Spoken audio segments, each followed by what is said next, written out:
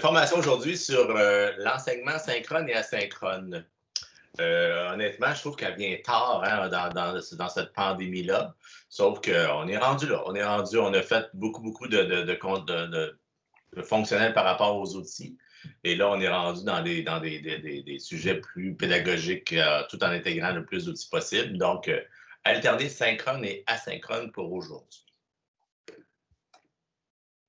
Le plan de la rencontre, on a des messages à vous donner, donc on a différents messages à vous faire, ça va être rapide. Ensuite, on va continuer avec des principes clés de l'asynchrone asynchrone. On va voir aussi c'est quoi les balises ministérielles. On va vraiment clarifier c'est quoi le synchrone, c'est quoi l'asynchrone, parce que c'est pas nécessairement toujours aussi clair que ça. On va parler un peu de classe inversée, puis après, la plus grande partie de la formation, c'est vraiment comment on peut travailler synchrone asynchrone avec des outils numériques, autant au préscolaire, au troisième cycle et au premier cycle primaire. On a fait vous avez vu, ça ne se suit pas de façon chronologique, c'est voulu, c'est réfléchi. En enseignement à distance, là, vous le savez, là, vous le vivez, vous l'entendez aussi avec vos enseignants. Il y a énormément de défis. Il y a tout plein de plateformes d'outils numériques qu'il a fallu s'approprier, mais en plus de ça, il a fallu s'approprier les outils des élèves parce qu'ils n'ont pas nécessairement les mêmes que nous. Il a fallu repenser notre pédagogie. Il faut trouver des façons de motiver les élèves, de les rendre actifs, de développer leur autonomie. Puis on s'entend que vous êtes au primaire, c'est tout un défi. On va vous donner des petites astuces au courant de la formation, entre autres pour vous amener, pour amener les enseignants en général à repenser leur pédagogie, à rendre les élèves actifs, puis aussi à développer leur autonomie. On a des petites astuces pour vous. Juste avant, on trouvait intéressant, Patrick, si tu peux changer de diapositive. Parce qu'on a eu des échos, là, ça semble être un peu mélangé par rapport aux seuils minimaux des services éducatifs là, quand vous tombez en enseignement à distance. Il faut faire attention parce que il y a comme 3 portions. Hein, puis là, alors, quand on clique en haut, le seuil minimaux de services éducatifs, le tableau, vous le connaissez sûrement, là, c'est le fameux tableau qui indique les heures d'enseignement ou d'activité de formation ou d'éveil par semaine pour chacun des cycles, les heures de travail fournies par l'enseignant aux élèves par semaine, puis les heures de disponibilité des enseignants. Là, on s'est rendu compte qu'il y a un peu de confusion. Il y a un peu de confusion là, au niveau des directions même, là, parfois. Alors, on voulait juste revenir baliser ici. Donc, vous avez les 3 bulles, c'est les mêmes 3 colonnes là, que je viens de présenter dans le tableau. Pour les heures d'enseignement ou d'activité de formation ou d'éveil, ça inclut les activités synchrones et asynchrones. Okay? Puis ça, c'est pas Patrick et moi qui avons décidé ça. Là. Vous avez vraiment la référence au bas si jamais vous voulez vous y fier, en groupe ou en sous-groupe. Donc, dans ces heures d'enseignement-là, vous pourriez décider de travailler avec un sous-groupe. On va vous donner des exemples par la suite. C'est sûr qu'avec les tout petits, puis on va en reparler, là, si je ne me trompe pas, c'est Catherine tantôt qui va en parler. Avec les tout petits, ça se peut que la stratégie idéale, ce ne soit pas de demander aux élèves de se déconnecter pour travailler de façon asynchrone, mais il y a quand même des choses intéressantes qu'on peut faire. Ensuite, il y a des activités, les heures de travail autonomes fournies par l'enseignant, donc qui nécessitent peu d'accompagnement, puis qui reflètent la réalité des élèves. Donc, évidemment, on sert du contexte, là, puis de la réalité des élèves, des outils qu'ils ont, etc., de leur âge aussi, pour leur fournir du travail autonome. C'est sûr qu'il ne faut pas non plus donner des tâches aux élèves que les parents, ils vont être obligés de les prendre par la main de A à Z. Là. Donc, on y va dans des tâches quand même assez simples. Puis, finalement, il y a les heures de disponibilité de l'enseignant. Dans ces heures-là, il peut y avoir un accompagnement personnalisé. Il peut y avoir aussi des rencontres en sous-groupe de besoins et des suivis auprès des parents. Puis, tu sais, l'accompagnement personnalisé, je ne l'ai pas écrit, là, mais dans le document, c'est vraiment spécifié que c'est un accompagnement personnalisé, soit offert aux élèves ou offert aux parents même, pour que les parents soient en mesure d'accompagner les élèves. Lara avait la main levée. Je ne sais pas si vous vouliez prendre les questions au fur et à mesure. Oui, Lara, c'est en lien avec ce qu'on vient de voir? Oui, c'est parti. Ça, est-ce que je pourrais le partager avec des enseignants, avec les profs? Ça? Ben, je te dirais que c'est vraiment pas clair. Je me suis fait ramasser par une enseignante là, parce qu'elle trouvait que justement les seuils minimaux, c'était pas assez. Puis Puis en même temps, on a à l'école, on a comme c'est pas juste à l'école, là. Il y a comme une espèce de réserve au niveau du temps d'écran aussi, vu que au niveau de l'enseignement à distance, c'est comme tu dis, OK, là, on va garder les élèves, je vais en faire plus avec les élèves, mais tu augmentes leur temps devant l'écran. C'est quelque chose que on sait déjà que les enfants ils ont tendance à passer trop de temps devant leur fameux écran. Puis moi, de la manière que je me suis fait ramasser, c'est parce qu'on pourrait en faire plus, mais c'est pas nous autres qui décident. Là. Mm-hmm. Mais Lara, c'est un super bon point, puis on va en rediscuter, là, puis vous allez voir dans ce qu'on va vous présenter. Il faut garder en tête que quand on... mettons ce qu'on ferait normalement là, dans une semaine, quand on est en présentiel, à distance, il faut couper de moitié le contenu, au minimum. Puis c'est ça l'erreur que plusieurs enseignants font. Puis, c'est pas pour mal faire, là, c'est qu'ils se disent, il faut que ça avance, il faut qu'ils apprennent, ils veulent pas que les élèves cumulent du retard. L'intention, elle est bonne, sauf qu'au bout du compte, à distance, tout prend plus de temps. Il faut le prendre le temps. Puis c'est pour ça aussi que le ministère a ramené les prioritaires. Il faut se concentrer sur une base solide qui va servir aux années prochaines. Fait qu'on met l'emphase sur cette base-là. On s'en tient à la base pour qu'elle soit solide parce qu'on n'a pas autant de temps quand on est en enseignement à distance. Puis, je reviendrai aussi sur le fameux temps écran. Avec Patrick, Maryse, on a travaillé quand même pas mal là-dessus. Le temps écran, ça fait peur quand c'est généralisé comme ça, là, sauf qu'il y a plein de choses ultra positives qui découlent du temps d'écran. C'est pas du temps d'écran, je suis assis puis je fais rien. Puis c'est justement, dans le fait d'amener les élèves à être plus autonomes, en amenant les élèves à être plus actifs, le temps d'écran devient quand même positif. Fait que, je ne m'accrocherais pas tant au temps d'écran parce qu'on essaie vraiment de faire quelque chose de positif avec le temps d'écran. Ils ne sont pas passifs, les élèves, pendant 10 heures de temps là, devant leur écran. J'enchaîne dans la fameuse première bulle, heure d'enseignement, d'activité, de formation, d'éveil. C'est là où on peut venir jouer sur le synchrone asynchrone. En synchrone, c'est sûr qu'on va miser sur des activités. C'est des activités qui sont réalisées en temps réel, donc on est avec les élèves.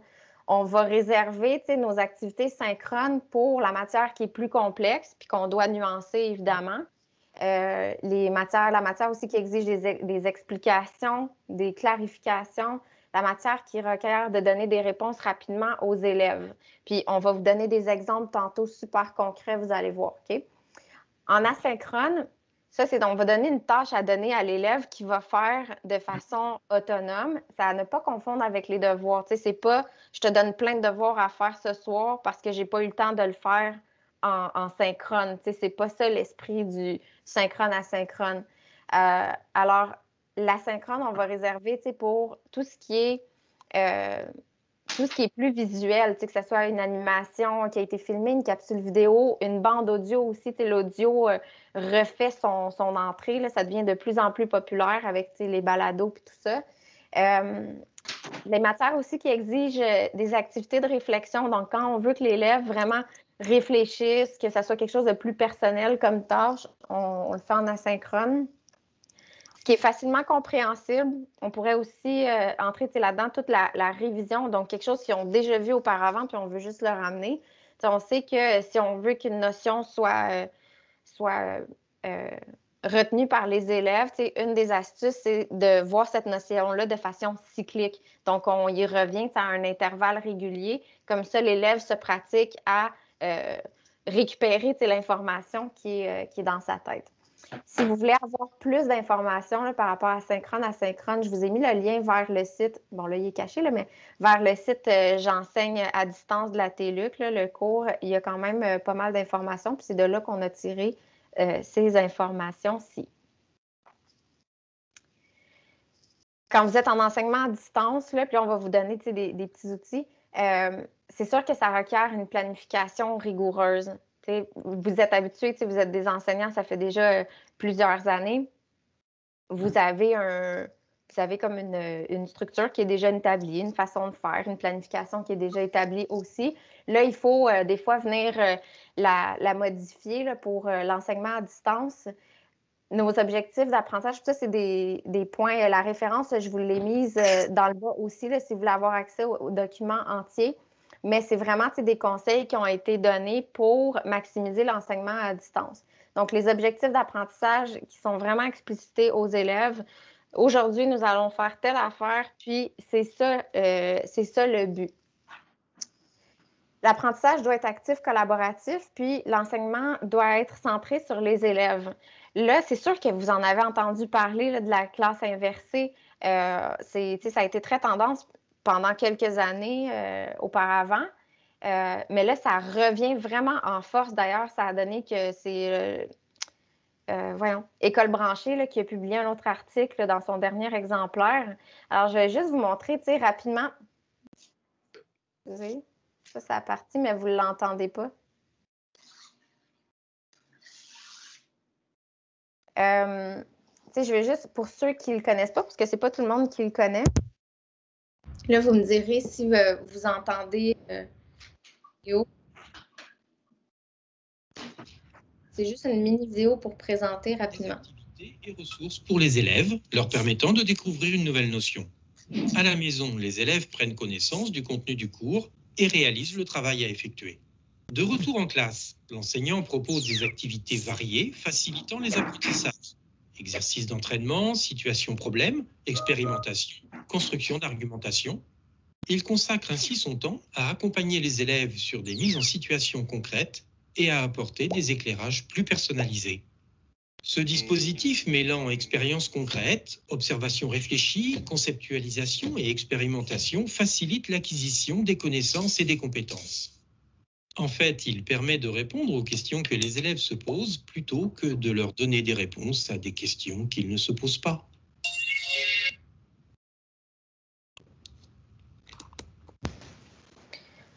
Alors, c'est juste une courte vidéo là, pour t'expliquer un peu c'est quoi la classe inversée. Puis, je vous ai mis en haut une espèce d'échelle linéaire là, dans le sens où c'est vraiment pour mettre l'emphase sur, c'est pas parce qu'on se dit que je passe en classe inversée qu'il faut que à 100% ma classe, mes cours soient inversés. On peut y aller selon nos besoins.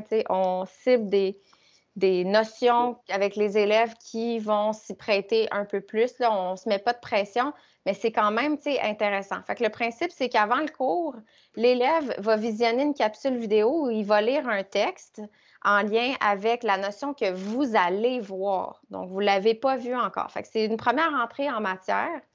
L'élève peut répondre à un quiz autocorrigé ou non. Fait que, ça pourrait être juste, par exemple, l'élève regarde une vidéo puis il fait juste répondre à quelques questions pour voir si il a bien compris. Ou ça peut être une toute autre activité. On vous avait présenté Edpuzzle. Je ne sais pas si vous en souvenez, là, mais Edpuzzle, c'était... on peut importer, par exemple, une vidéo. On utilise une vidéo de YouTube. Puis à certains moments fixes, on peut venir... la vidéo s'arrête, il y a une question qui est posée ou un commentaire qui est ajouté. Bref, quand vous cliquez sur Edpuzzle, là, ça vous amène à la trousse numérique avec les tutoriels pour l'utiliser. Edpuzzle, c'est facile à utiliser, puis c'est vraiment le fun là, parce que l'élève n'a même pas besoin de sortir de la vidéo. Puis si vous liez votre cours Classroom à Edpuzzle, bien, vous allez pouvoir avoir les réponses de tous les élèves. Fait que c'est super intéressant. C'est sûr que vous pouvez utiliser YouTube, déposer des vidéos que vous-même vous avez filmées ou vous réutilisez des vidéos qui ont déjà été créées. Il y en a de plus en plus là, à cause de la pandémie. Passer par Google Classroom. Les autres activités, je vous ai mis Jamboard puis un Google formulaire. Fait que je vous montre un exemple de Forms. Fait que par exemple, moi, c'est avec les élèves, je veux leur présenter la notion sur les constituants de la phrase de base. Ce qui est le fun avec le formulaire, c'est que je peux intégrer ma vidéo. Les élèves n'ont même pas besoin de sortir. Fait que ma vidéo est intégrée. Ils peuvent la regarder dans le formulaire. Puis après ça, on pose juste quelques questions. Ça peut être très vague ou ça peut être très spécifique. Là. Qu'as-tu appris sur le sujet? Fait qu'il fait juste un résumé. C'est sur le prédicat, sur le complément de phrase. Qu'est-ce que tu n'es pas certain d'avoir compris? Ou ça peut être des questions très spécifiques ou avec des exemples, c'est vous qui jugez, là, mais c'est juste pour vous montrer l'utilisation du formulaire. Il ne faut pas que ça soit très long. Dans le fond, ce qu'on veut faire, c'est on ne veut pas que l'élève regarde de façon passive la vidéo, on veut qu'il soit engagé dans la tâche, puis on veut aussi s'assurer qu'il les regarde. L'autre aussi, c'est un exemple avec Jamboard que j'ai mis. Donc, par exemple, un exemple 1, on leur dit « Regarde la vidéo, résume ce que tu as appris. » Puis là, c'est à l'élève de dire s'il fait un texte continu ou s'il fait un organisateur graphique ou s'il fait, on lui donne un exemple, peu importe. Ou dans l'exemple 2, ça pourrait être, tu regardes la vidéo puis démontre ce que tu as appris. Puis là, on met des petits post-it. Je ne sais pas, moi, l'élève avec son crayon, il va venir dire que, je ne sais pas, ça ici, c'est le sujet, là, puis après ça, il vient prendre son post-it sujet puis il l'amène. Bref, c'est juste des petites tâches qui accompagnent les vidéos qui sont préalables à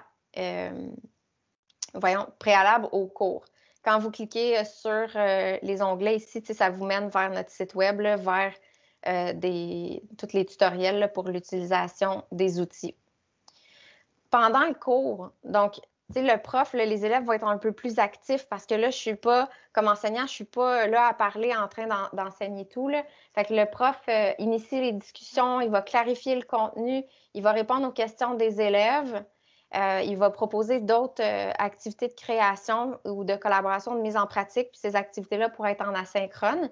Puis une astuce aussi pour s'assurer, pour mettre un peu plus de pression, pour s'assurer que les élèves ont fait le travail préalable au cours, c'est d'interroger aléatoirement les élèves. Moi, je faisais ça avec mes élèves. Au début, ils chialent, mais après ça, là, ils sont vraiment le fun, puis ils savent que ça s'en vient. Fait qu'il y a 2 outils que je vous propose. Le premier, c'est quand vous êtes des utilisateurs de Classroom puis que vous avez un appareil mobile, que ce soit un iPhone, un iPad ou un outil Android. Quand vous allez sur l'onglet « Participants » dans votre application, en haut à droite, il y a comme en tout cas, c'est 3 petits carrés, là, si on veut. Puis ça, c'est l'outil de sélection d'élèves. Fait que c'est super le fun, là. Ça fait en sorte que, ça fait en sorte qu'on peut sélectionner les élèves au hasard. Puis si l'élève est absent, je peux juste cliquer absent, puis il ne me le proposera plus aujourd'hui, cet élève-là. Puis on voit combien d'élèves ont été questionnés, combien d'élèves n'ont pas été questionnés. Fait que c'est super intéressant, vraiment facile d'utilisation. Sinon, il y a un autre outil, puis je suis tombée là-dessus, c'est j'ai fermé ma présentation comme une championne. Je m'excuse. Il y a un autre outil qui a été présenté. Je vais passer par ici. C'est Flippity. Je suis tombée là-dessus dans les nouveautés de la trousse parce que même moi, j'apprends des trucs. C'est Alexandra qui a fait la capsule vidéo avec Flippity. Je vais la trouver. Elle est où? Flipgrid. WooClap. Flippity. Alors, vous avez le tutoriel, le lien est dans la présentation. C'est vraiment le fun parce que, dans le fond, vous allez rentrer dans un tableau. Vous allez rentrer dans un tableau, la liste des élèves. Puis je vais vous montrer comment ça fonctionne. Fait que là, elle va juste pouvoir... Vous allez démarrer la roulette, là, puis là, ça tourne. C'est visuel pour les élèves. Puis ça va sélectionner les élèves. Fait que c'est vraiment pas compliqué à faire, là. Ça va être vos noms d'élèves, la roue, vous la partez, puis ça sélectionne l'élève qui va devoir répondre à la question. Fait que, deux petits outils rapides là, pour sélectionner les élèves. Puis là, j'enchaîne rapidement avec la suite, là. Pour la planification rigoureuse, c'est la rétroaction qui est acheminée aux élèves. Je vous ai mis les liens vers nos pages, vers les autres webinaires que vous allez pouvoir partager aux élèves. L'autonomie, pas aux élèves, aux enseignants. L'autonomie de l'élève qui est encouragée. Liste de tâches, là, je vais juste la garder pour la fin. Les préférences d'apprentissage qui sont prises en compte. Je vous ai mis en flexibilité. Il y a un document du ministère qui a été publié qui est super intéressant, là. On vous montre, par exemple, tous en flexibilité ce qu'on peut faire. Outils complémentaires ici, généraux de flexibilité pédagogique. Alors, vous avez plein d'exemples de ce qu'on peut faire avec les élèves. Quand on leur propose des choix, c'est ultra détaillé. Là, je vous le dis, c'est une mine d'or, puis tous les enseignants devraient connaître ce document-là. Ça, c'est des éléments généraux, mais il y a aussi disciplinaire. Fait que pour chacun des cycles, pour chaque matière, on vous donne des exemples de ce qu'on peut faire en flexibilité. Là. Encore une fois, je ne ferai pas le tour du document, mais éducation physique, vous avez plein d'exemples. C'est vraiment intéressant, ça. C'est un bel outil là, qui a été mis de l'avant par le ministère. Apprentissage réflexif et favorisé, je vous ai mis le lien vers le portfolio. Je ne m'attendrai pas trop là-dessus. Mais je reviens rapidement à l'autonomie des élèves qui est encouragée. Les élèves, là, ils sont... ils ont de la difficulté à distance parce qu'on leur donne plein d'affaires à faire avec Classroom aussi. Des fois, ça devient lourd. Puis, il y a les listes de tâches là, qui sont super intéressantes et faciles à faire. C'est dans Sheet ou feuille de calcul. Alors, quand je démarre feuille de calcul, j'ai déjà le modèle liste de tâches qui est proposé. Fait que quand je clique dessus, j'ai mes tâches, là, ils disent des affaires par rapport, mais ça, je peux le modifier. J'ai juste à l'effacer et puis j'écris moi ce que je veux comme enseignant. Puis l'élève, ce qui est intéressant, c'est que il y a sa liste de tâches à faire, puis il y a juste à cliquer quand c'est fait, puis ça se rature. Fait il y a quelque chose de vraiment satisfaisant là, dans le fait de raturer une tâche qui est accomplie. Fait ça se fait vraiment rapidement. Puis Alexandra, elle vous a fait, dans le fond, un autre modèle avec des autocollants qui apparaissent. Donc, encore plus le fun pour le primaire. Quand l'élève a fini sa tâche, il coche et là, il y a un petit autocollant qui apparaît. Puis c'est tout automatisé. Ça, vous allez pouvoir copier ce modèle-là. Puis, je vais vous envoyer également dans l'envoi de courriel là, qui va suivre le tutoriel de comment faire ça, OK, pour que les autocollants apparaissent. Alors, puis on peut même mettre à l'intérieur de chacune des tâches les hyperliens. J'aimais ça faire ça avec les élèves. Là. Mon document, je le partageais, je le mettais dans Classroom, je faisais une copie par élève. Fait que là, les élèves allaient cocher, fait que je savais exactement ils étaient rendus où, puis c'était bien comme façon de procéder là, auprès des élèves, puis les élèves aimaient ça. On enchaîne avec préscolaire, parce que vous êtes plusieurs du préscolaire, fait que là, on a un bloc spécialement pour vous. Et pour tous les expertiques, parce que les expertiques qui interviennent pas même au préscolaire. Oui, merci Patrick. Je suis tombée dans mon propre piège. Claudia, est-ce que c'est toi qui démarre ça? Bien, bonjour. J'ai ouvert mon micro. Là. Je ne sais pas si Geneviève est... Oui, bonjour. OK, oui, parfait. Oui. Okay.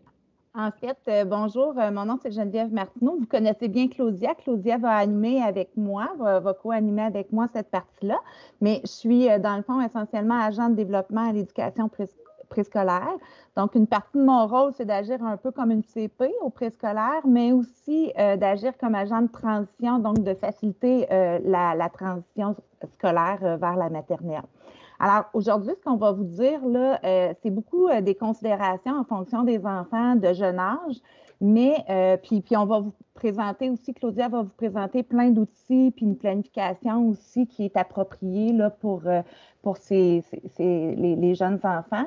Mais dans le fond, gardez en tête que ce qu'on vous présente pourrait être tout à fait adéquat aussi pour les enfants de premier cycle, puis aussi peut-être pour les enfants à besoins particuliers, là, pour tenir compte, dans le fond, du rythme d'apprentissage de chacun.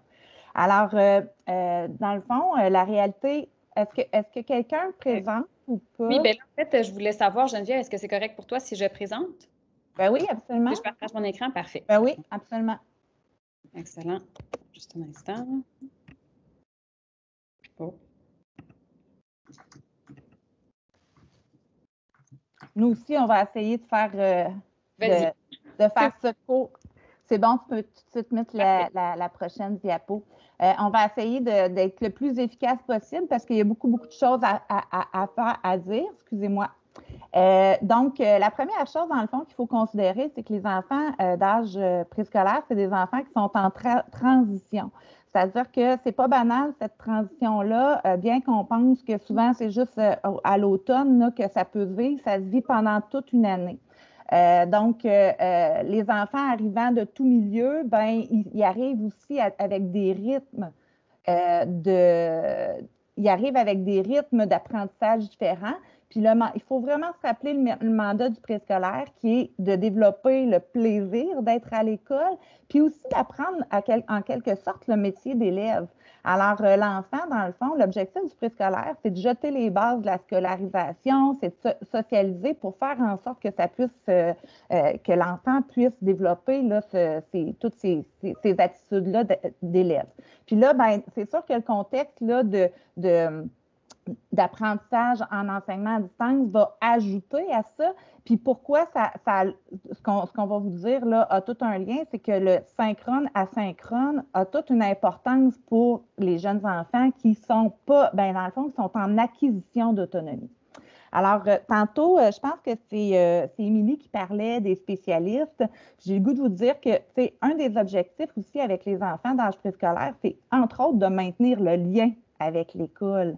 Donc, tu sais, quand l'enseignant peut venir faire un coucou, qu'on est, comme Mélissa disait, là, qu'on est aussi en diminution de nos exigences de ce qu'on ferait normalement dans notre semaine. Tu sais, je donne un exemple au préscolaire. Il y a le programme Floppy, là, un programme d'habilité sociale qui est des leçons qui sont faites à chaque semaine. Bien, tu sais, encore une fois, on pourrait juste diminuer notre exigence en disant, bien, Floppy vient faire un petit coucou aux enfants de la classe. Puis, ben, on n'est pas dans des grandes attentes face à l'avancée du programme lui-même. Ça, c'est important aussi là, comme considération. Maturité et attention limitée. Mélissa, tantôt, parlait là, la question du temps d'écran. On va y revenir tantôt, mais c'est sûr que chez les jeunes enfants, il y a plusieurs choses à considérer par rapport à ça. Il faut vraiment garder en tête que, particulièrement au début de l'année scolaire, là, les enfants, ce n'est pas 30 minutes qui sont attentifs devant l'écran. C'est peut-être des tranches de 10 minutes. Donc, on va avoir avantage, l'enseignante va avoir avantage à faire plusieurs petites activités différentes pour pouvoir maintenir les enfants actifs puis attentifs, puis aussi être vraiment dans le plaisir, dans le principe du plaisir là, qui doit prévaloir. Fait qu'avec le temps, comme par exemple en fin d'année, bien là, oui, on va pouvoir étendre la période puis être plus en présence élève. Ben, il faut faire aussi attention à la surcharge cognitive là, des jeunes enfants. Trop d'informations, ça fait en sorte qu'ils se désengagent. Puis le désengagement des enfants, c'est pas de le dire, c'est de l'agir. Fait que, ben, souvent, c'est ça, c'est que soit ils ne seront pas participants ou ils vont être agités. Puis là, ben, il faut toujours penser avec ce que ça va avoir comme impact sur la famille à la maison. Ça, je vais vous en parler tout à l'heure aussi. Besoin de varier des activités, là, ça, je viens de vous en parler. Pour autant la question du plaisir, mais que chaque enfant a à développer l'ensemble de ses intérêts pour pouvoir, après ça, faire les apprentissages scolaires. Le besoin de visuel, ça, c'est particulièrement aussi au préscolaire, mais ça s'applique à tout le monde. C'est que, dans le fond, chez le jeune enfant, les premiers modes de communication, c'est les yeux puis le corps. Le langage, là, donc ce qui rentre par nos oreilles, bien, ça, ils sont en train de l'acquérir tranquillement. Ils sont en progression face à ce mode de communication-là.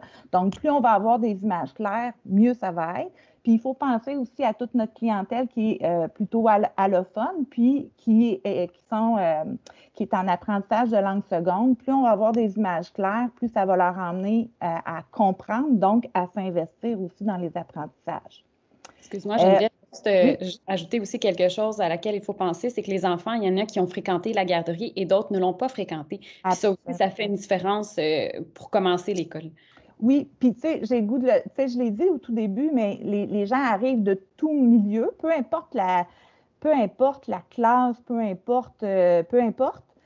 Puis, dans le fond, ce que ça fait, la maternelle, là, le préscolaire, l'objectif, c'est justement, comme je le disais tout à l'heure, d'apprendre le métier d'élève. Fait qu'il y a comme une espèce de mise à niveau qui va s'opérer lors de cette première ou deuxième année-là, soit la maternelle 4 ans, 5 ans. Donc, toucher les 5 domaines d'apprentissage, bien, dans le fond, on va voir tantôt ce que ça veut dire, mais essentiellement, c'est qu'on pourrait avoir tendance beaucoup à nourrir le cognitif, à nourrir le langage à travers surtout l'enseignement à distance, alors que l'enfant d'âge préscolaire, là, pour qu'il puisse bien être disponible après ça pour les apprentissages futurs, bien, il faut qu'il y ait comme une harmonie dans l'ensemble de son développement. Ça veut dire solliciter aussi les habiletés sociales, la compétence affective, puis aussi le moteur. Alors ça, on va vous donner des petites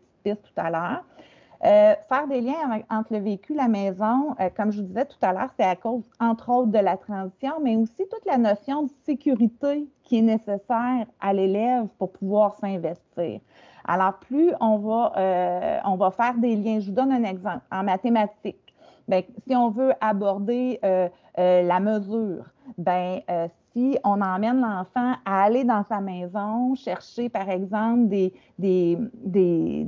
objets qu'il connaît, qu'il affectionne, comme un toutou, comme une oreiller, puis qu'on emmène à faire la comparaison, par exemple, avec des outils comme son sac d'école, comme sa boîte à lunch, bien, à quelque part, ça va l'éveiller après ça au monde des possibilités face à la mesure. Donc, ça devient comme des façons concrètes d'aller travailler les mathématiques, mais qui vont avoir un impact beaucoup plus grand après ça dans le développement de l'apprentissage, même de l'enfant lui-même comme étant, je dirais, là, maître de ses apprentissages. Puis, ben, c'est sûr que l'implication des parents, on va en parler tout à l'heure, là, mais c'est sûr que ça aussi, ça a un impact. Ce que je voulais dire aussi, la routine, développer la capacité d'adaptation. On va vous montrer tout à l'heure une planification, mais plus, dans le fond, on emmène là, à être dans du connu, plus l'enfant va s'investir. Dans le fond, l'enseignement à distance, hein, tout est nouveau pour tout le monde, même les enfants, les parents. Puis plus, dans le fond, on va mettre ce climat-là de plaisir puis de sécurité, plus les enfants vont progresser après. Donc, c'est important de bien, un peu comme la gestion de classe, hein, les enseignants prennent le temps au début de l'année pour bien l'établir, puis c'est gagnant de prendre ce temps-là pour après. Bien, c'est la même chose pour l'enseignement à distance. Si on skip, là, si on saute cette étape-là, bien, à quelque part, on va traîner les effets tout au long. Oui, super. Alors, pratiquer avec les enfants, encore une fois, c'est pour diminuer le stress, pour faire en sorte qu'il y ait comme un meilleur engagement, puis qu'on puisse passer à travers le jeu, finalement. Donc, plus on va être explicite, plus les enfants, les jeunes enfants vont se sentir habiles, mais tous les enfants. Donc, c'est facile là, pour l'enseignante de pratiquer ça à l'école. Donc, dans le terrain de sécurité, où elle va pouvoir aussi mieux observer c'est quoi les défis des uns et des autres. Puis, ça va faire un peu comme un exercice de feu. Hein? Plus on le pratique, moins dans le stress, plus quand ça arrive, bien, on sait les comportements qu'on a à adopter pour pouvoir être efficace, puis pour passer à autre chose. Alors, c'est ça, favoriser le partenariat des parents. Pourquoi c'est important? Bien, parce que, comme tantôt, je vous le disais, le jeune enfant, par son développement lui-même, n'a pas le même autocontrôle. Il est en train d'apprendre le métier d'élève en plus. Alors, c'est super important qu'il y ait ce partenariat-là, puis qu'on soit aussi dans la diminution de nos attentes, parce que, encore une fois, ça n'a pas rapport au milieu, favoriser, défavoriser. On s'entend que il y a beaucoup de parents qui sont en télétravail actuellement. Donc, c'est là le défi là, de composer avec l'accompagnement de notre enfant et de pouvoir continuer notre vie. Donc, la diminution du stress là, a un rapport avec tout le monde. Là, tantôt, j'entendais, là, je ne me rappelle plus qui parlait de seuils minimaux, puis qu'il y avait quelqu'un qui disait « oui, mais on pourrait en faire plus ». Oui, mais en même temps, ce qu'on veut par l'enseignement à distance, là, c'est à quelque part aplanir les effets du confinement puis tout ça sur les apprentissages des enfants. Il faut remettre en perspective les indispensables puis les idéaux. Vous allez voir là on a mis l'hyperlien, là, le récit de l'éducation préscolaire propose plein d'outils pour pouvoir accompagner dans la planification, dans les considérations, les lettres aussi, les communications aux parents. Donc, c'est très riche. Là. Je dirais que c'est une hyper bonne base pour quelqu'un qui n'a pas de point de repère. Établir les règles de vie, bien, encore une fois, là, sur le récit, il y a des exemples, mais aussi simple que le fait de se lever, s'habiller, pas manger devant l'écran. Comme les enfants sont en apprentissage du rôle d'élève, bien, il faut aussi guider les parents dans ce nouveau rôle-là qu'ils ont de leur accompagnement des enfants. Se préparer d'avance et être créatif, essentiellement, c'est par rapport au matériel, entre autres, au préscolaire. On ne souhaite pas qu'il y ait beaucoup de papier-crayon. Donc, dans la mesure où on prépare, par exemple, à l'avance soit des kits de trucs pour pouvoir envoyer rapidement à la maison, pour pouvoir faire en sorte que les enfants puissent manipuler, ou de penser toujours avec des objets de la maison, qu'est-ce qui peut être traduit, bien, c'est sûr que c'est favorable. Ça, là-dessus, en passant, là, on vous donne des pistes, mais on vous invite vraiment à travailler avec nous, l'équipe du préscolaire, pour pouvoir vous guider, à travers les adaptations là, du préscolaire. Planifier les activités, gérer nos attentes, j'en ai un peu parlé tout à l'heure, mais entre autres par rapport à la zone proximale de développement. Si c'est trop plate, ben, les élèves, les enfants ne s'investiront pas, ils vont décrocher. Puis si c'est trop exigeant, ben, c'est la même chose. Ils vont même physiquement peut-être partir de devant l'écran. Y a-t-il des choses que j'ai oubliées importantes, Claudia, ou c'est pas mal? Moi, je pense que par rapport, moi, je pense que c'est vraiment correct pour l'explication des élèves au préscolaire. Donc, je vais continuer ici. Merci beaucoup, Geneviève. Donc, pour parler un peu de planification. Donc, voici un peu un modèle qui pourrait même être envoyé aux élèves pour leur montrer un peu ce qu'ils vont faire durant les 2 semaines à distance. Donc, ici, il y a vraiment des exemples d'activités. Je vais vous montrer tantôt une planification plus détaillée que l'enseignante, dans le fond, où l'enseignante va pouvoir cliquer sur des liens qui vont les mener sur des activités déjà toutes faites. Ça ici, c'est vraiment une diapositive avec des petits pictogrammes qui pourraient être utilisés par l'enseignante pour le type d'activité qui va être faite, le type de sous-groupe, puis c'est en synchrone ou asynchrone, parce qu'on sait que les pictogrammes parlent beaucoup. Maintenant, justement, pour les propositions d'activités. Donc, là, je vais juste enlever ça ici. Donc, le premier ici, maintenir le jeu vivant à distance. Là, je vais juste l'ouvrir ici. Donc, c'est vraiment un article. Donc, c'est sûr, c'est un peu plus théorique. Donc, c'est vraiment de parler de l'importance du jeu symbolique. C'est de rappeler, en fait, aux parents aussi que le jeu demeure très important pour un élève du préscolaire.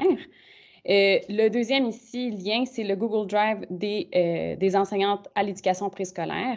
C'est sûr que l'enseignante doit avoir fait la demande à Geneviève, justement, pour pouvoir avoir accès à ce Drive partagé. Donc, je vais juste vous montrer un petit peu comment y aller. Donc, il y a vraiment une section ici, enseignement à distance. Puis, dans les pistes d'activités, il y a vraiment par domaine d'apprentissage des activités. Sinon, je vais vous amener ici dans routine, règles, puis horaire. Il y a ici une planification détaillée, justement de celle dont je vous parlais tantôt. Puis, par exemple, si je clique ici sur le jeu Meet, eh bien, ça pourrait être une des premières activités qui peut être faite avec les élèves. Donc, par exemple, c'est sur la barre. Donc, c'est vraiment explication de base pour les élèves. Donc, c'est vraiment interactif. Puis, quand on parle de faire bouger les élèves, donc par exemple ici, la lettre F. Donc, si je parle de la lettre F, c'est sûr que idéalement, on apporte les marionnettes à la maison s'il y a des marionnettes qui étaient utilisées en classe, par exemple, un écureuil pour présenter les lettres de l'alphabet. Puis, après la lettre, mais là, on essaie de faire une activité, par exemple, est-ce que ce mot-là commence par la lettre F? Puis l'élève, pour nous répondre, va faire semblant de faire de la corde à sauter ou faire des jumping jacks selon sa réponse. C'est déjà tout fait. Claudia, tu bombardes nos participants. Moi, je parle trop vite. Je parle trop vite, désolée. Donc, je vais ralentir mon débit, merci. Donc, ici, c'était une activité justement sur les lettres de l'alphabet. Tantôt, quand Geneviève parlait de mesurer avec des crayons, il y a ici une activité qui est déjà préparée aussi. Donc, avec les crayons feutres qui peuvent s'emboîter. Donc, aller chercher, on peut demander aux élèves justement d'aller chercher leur toutou. de parler de la hauteur, de voir le vocabulaire avec eux. Donc, c'est déjà tout préparé que les enseignantes peuvent retrouver dans la planification détaillée. Ça, je vais le fermer. Je vais retourner ici.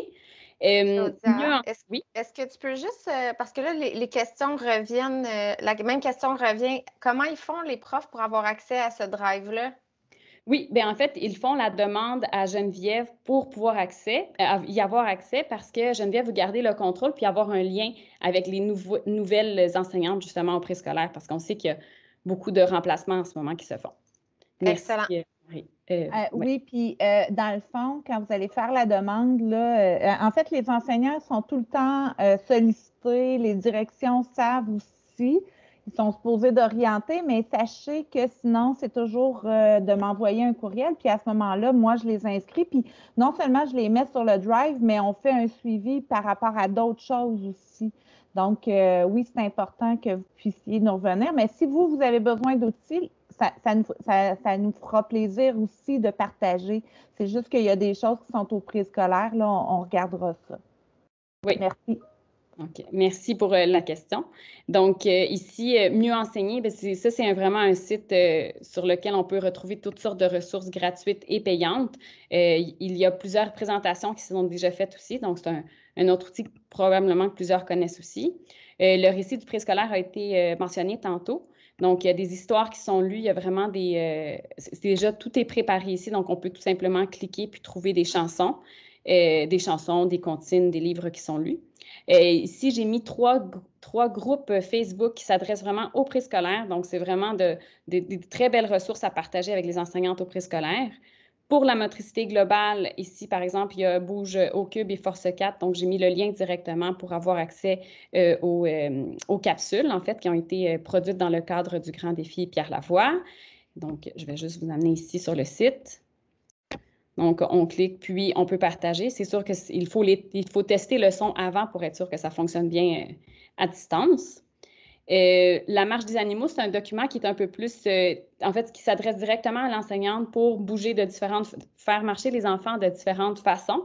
Puis, il y a aussi un slide en lien avec ça que j'ai préparé pour que les enseignantes puissent justement présenter juste la photo de l'animal, puis les enfants marchent de cette façon-là. Finalement, Go Noodle, c'est vraiment une découverte de quelques années pour moi. Puis, vous voyez ici, là, en fait, vous avez plusieurs vidéos qui sont déjà préparées par catégorie. On peut aussi avoir une section dans laquelle on peut ajouter des nouvelles vidéos qui sont sur YouTube. Puis, l'objectif est de faire évoluer un petit monstre au fur et à mesure qu'on fait bouger les élèves. Et à la fin, ils vont recevoir un petit certificat. Donc, si c'est quelque chose qui est déjà fait en classe, bien, de le continuer à distance, ça vient encore chercher de l'affectif. Donc, ça ici.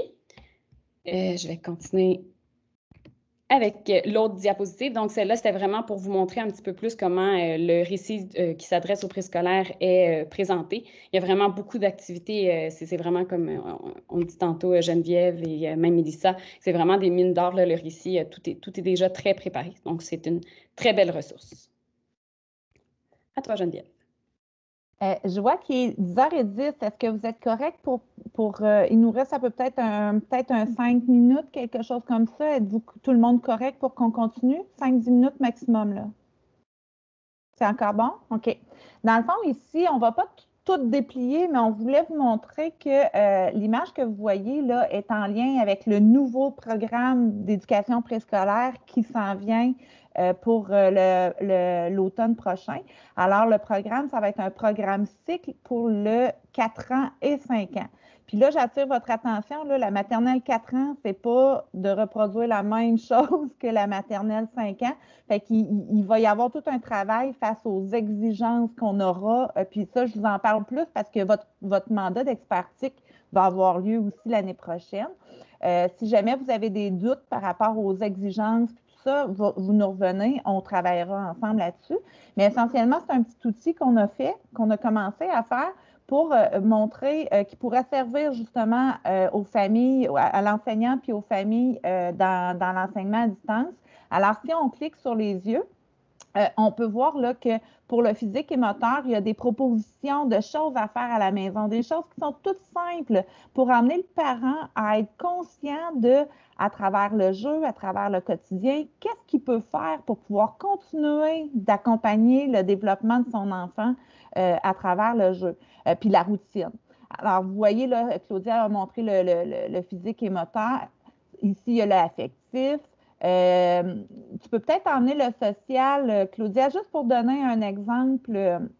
Par exemple, juste d'emmener à prendre conscience que, par exemple, respecter les règles d'un jeu ou d'un mode de fonctionnement, bien, on est en train de continuer d'aider l'enfant à apprendre son métier d'élève. Dans le langage, par exemple, dans le langagier, je pense qu'il y avait comme des exemples, comme par exemple le fait de raconter, s'amuser à faire une liste d'épicerie, de découvrir des mots de vocabulaire en nommant les ingrédients d'une recette, par exemple, ou en allant à l'épicerie.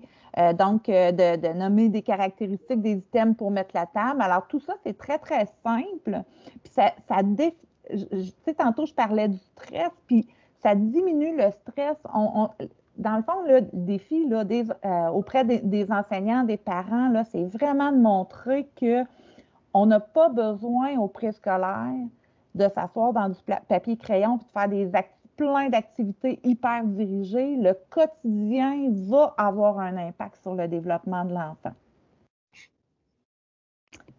Oui, on peut passer à la suivante. Claudia, tu veux qu'on fasse? Les outils. Je vais y aller rapidement, en fait, parce que, par exemple, la roulette a été présentée tantôt par rapport à la pige aléatoire. Book Creator, c'est vraiment, si l'enseignante est créative, je vais vous en montrer un exemple ici. Donc, c'est dans le fond, un livre qui a été créé par les patineuses Enseigne en ligne qui partagent généreusement leur matériel. Puis, dans le fond, c'est vraiment un livre interactif dans lequel il peut y avoir des chansons, le calendrier, l'enseignante peut s'enregistrer, puis vraiment développer le vocabulaire des enfants. Donc, c'est vraiment un petit livre interactif qui peut vraiment rendre justement plus intéressant des fois ce qui est envoyé à la maison par la suite. Google Présentation, donc bien sûr, c'est très pratique. Padlet, tantôt j'ai vu Viviane qui a partagé son Padlet, donc vraiment, je ne sais pas si ça vaut la peine que j'ouvre l'onglet. Je vais vous montrer ici un exemple. Celui-là, c'est qui s'adresse plus aux enseignants par rapport au coup de cœur, au préscolaire, justement. Donc, c'est vraiment, ça peut être classé par catégorie. On peut insérer des vidéos, des liens, en fait, les enfants peuvent commenter aussi, tout dépendant si c'est activé ou pas. Puis, ça peut être vraiment une belle façon de présenter du nouveau matériel aux élèves. Boom Cards, il y a une section des activités qui sont payantes, d'autres gratuites. Puis, sur Boom Cards, l'enseignante peut inscrire chacun de ses élèves ou peut tout simplement avoir une banque d'activités dans sa bibliothèque, puis les présenter en partage d'écran. Puis, justement, le visuel est très joli. Donc, ça attire l'œil des enfants, puis ça les incite à participer. Donc, ça, c'est ici. Donc, la roulette, c'est ce qui a été présenté tantôt. Utiliser les minuteries, être vraiment, ça, varier le type de présentation. Puis finalement, excusez-moi, les vidéos. OK. Donc, utiliser des vidéos qui sont déjà utilisées parfois en classe. Donc, cohérence cardiaque, respiration, tout ça. Essayer de le faire à distance aussi, c'est gagnant. Donc, vas-y. Oui, en fait, je veux rassurer les gens, on aurait été vraiment plate de vous montrer tout ça puis de ne pas vous donner accès. Alors, soyez assurés que tout ça va être mis à votre disposition. Je fais le pont avec ce que Claudia a présenté, là, la respiration abdominale, tout ça.